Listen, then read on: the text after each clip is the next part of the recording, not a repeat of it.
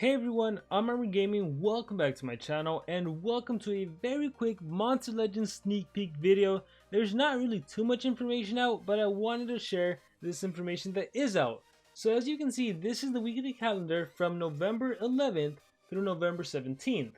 So right now we have the Nakasha Quest breeding event going on, and the Choose Your Own Adventure maze going on, and the Dragon Curse Zygarde pathway going on. So this is going to pretty much go on up until Friday, and then on Saturday we're going to have the Hero's Faith Wildbird maze. Okay, so that's that little bird monster you can see right there, and we actually have a sneak peek of this monster and his skills, which is pretty interesting, so we're going to talk about that.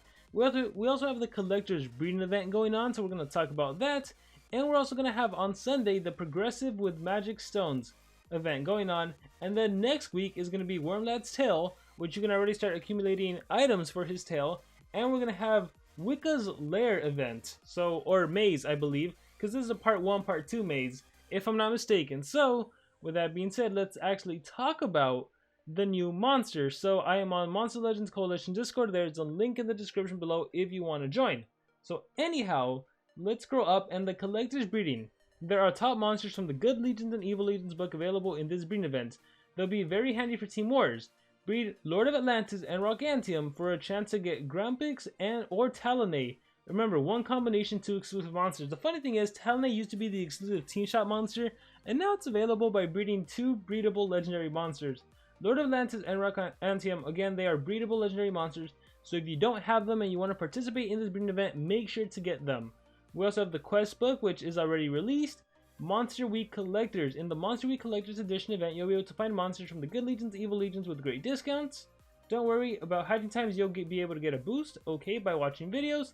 And the Survival Dungeon, this is going to be released if you're actually able to get the key. But without further ado, let's talk about the new monster, Wildbird, not in any order. So it appears that this monster is going to be an exclusive monster based on the fact that here are the 2 default skills, and then we have 1, 2, 3 skills, 1, 2, 3 skills, 1, 2, 3 skills. So that's tiers group 1, 2, and 3. And then we have 1, 2, 3, 4. 1, 2, 3, 4 skills. So that appears to be rank 4 skills. So let's go through them all and see if we can decipher which are skills group 4, which are the elite skills, which skills are not that elite. So the first skill we have is Time for Action. Deals moderate thunder damage to all enemies, applies shock to all enemies. It's just an AoE, thunder-based AoE that applies shock. We have Against the Council, which deals moderate special damage to enemies and applies sunburn. So we have a moderate thunder AoE, a moderate special AoE, one that applies shock, one that applies sunburn. Moving on, we have Grass Tastes Bad, which deals moderate thunder damage to one enemy and deals moderate thunder damage to all enemies. So double moderate thunder damage to a single enemy monster and AoE thunder damage. Show Me What You Got applies damage boost, damage mirror, and precision to itself. So far I haven't seen anything too amazing, too interesting. Here we have his first setup skill, precision, damage boost, damage mirror. And You're Outnumbered deals heavy special damage to one enemy, applies sunburn to one enemy. What the heck? Wubba Lubba Dubba Dub deals heavy special damage to all enemies, applies shock and sunburn. So here we have essentially the combination of these 2 skills, Time for Action and Against the Console. This skill does essentially both. It applies the shock and the sunburn. Instead of being moderate damage, it's heavy special damage. So pretty good skill right here, probably one of your stronger skills. We have Somersault Jump, deals heavy thunder damage to an enemy, applies shock to one enemy, requires cooldown. And we have another skill that I am going to butcher. We have Gubba Nub Nub Duraka. Applies evasion to itself, that's pretty good. Increases its maximum stamina, and gives 100% stamina to itself.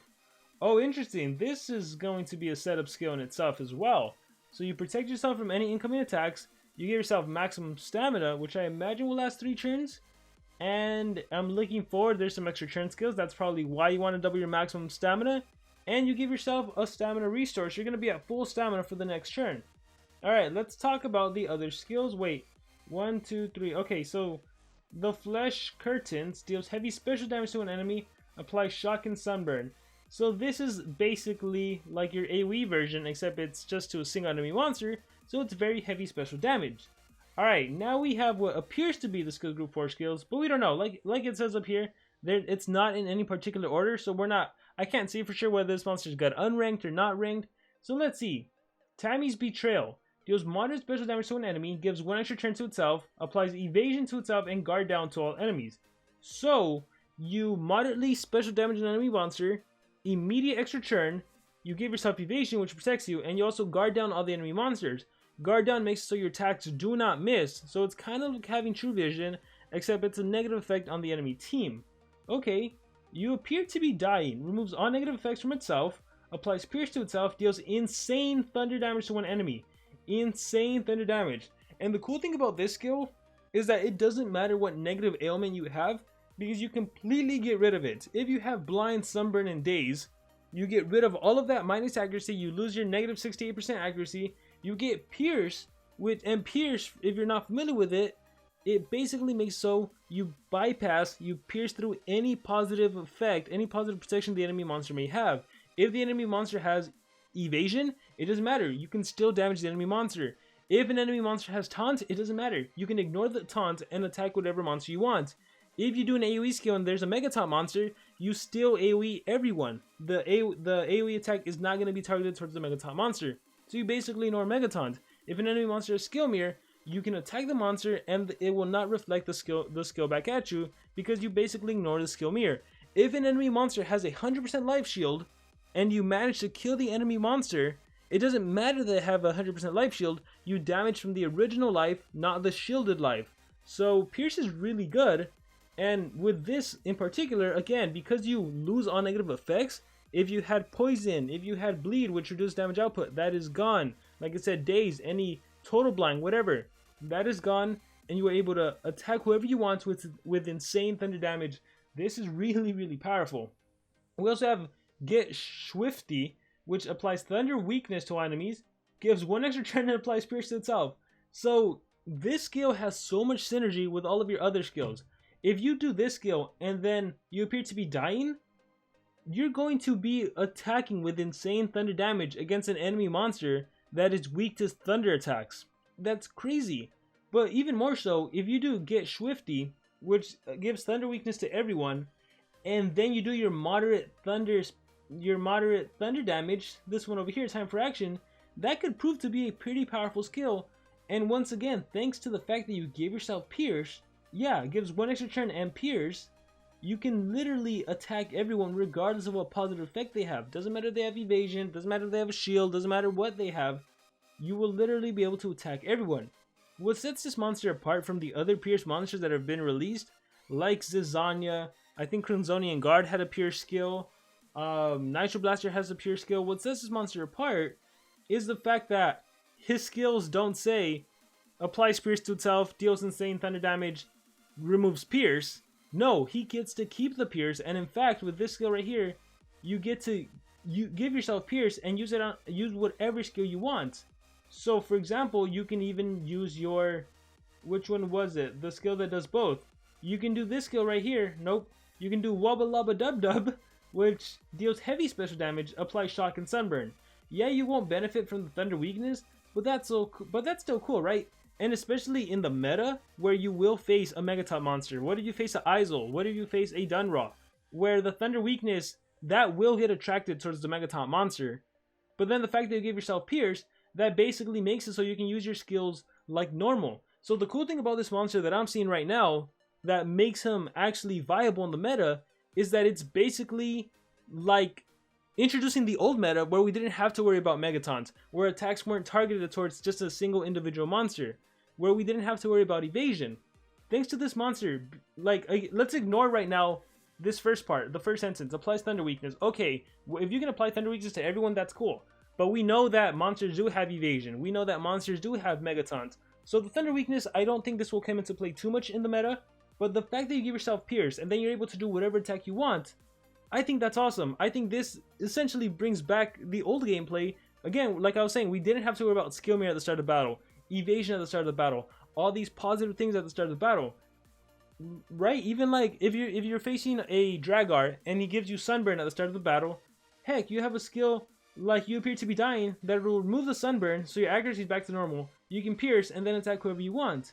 So, I mean, going back to Get Swifty though, I think this skill is probably the most unique skill this monster has in his arsenal, just for the fact that you literally get to ignore any positive effects and attack as you normally would with any other skill set in your arsenal, which again is what sets him apart from the other Pierce monsters like Zizania that literally can only do one specific skill because you get Pierce before using the skill. And then you get to keep the Pierce, which is awesome. And we also have Back of Squanch, which deals heavy thunder damage to an enemy and applies Megaton. I mean, oh my gosh, look at that. So this monster can literally Mega Stun whoever he wants actually. So you do get Swifty first, applies Thunder Weakness, 1 extra turn and Pierce, and then now that you have Pierce, you can use that to do Bag of Squanch and you can Mega Stun the monster.